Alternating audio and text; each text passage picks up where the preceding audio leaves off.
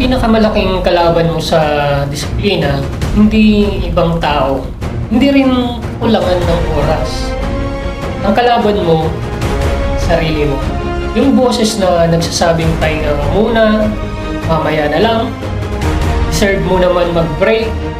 Ang problema, totoo naman. Pero kapag lagi mong pinapakinggan yan, unti-unting tinuturuan ang sarili mong maging mahina. Sa leadership, sa business o sa kahit simpleng buhay, ang disiplina ay hindi tungkol sa lakas, kundi sa kakayahang kumilos kahit walang gana. Hindi motivation ang magliligtas sa'yo kasi motivation fades. Pero disiplina, yan ang ugali na kahit pagod ka na, tutuloy ka pa rin. Kaya kapag tinatamad ka, subukan mo tong technique na to. Mentally counting ka ng 10. Huwag ka munang mag-isip. Kapag nagbibilang ang isip mo, dapat hawak mo na ang dapat gagawin mo.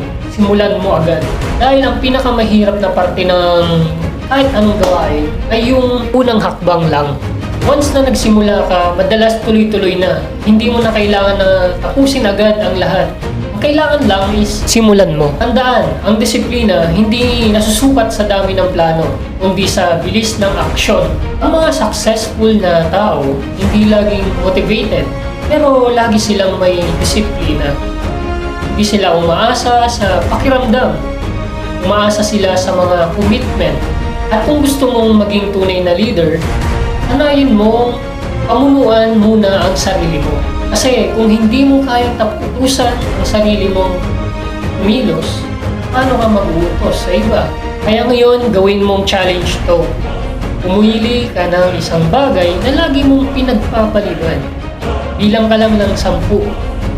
Ang disiplina, hindi pinapanood, ginagawa.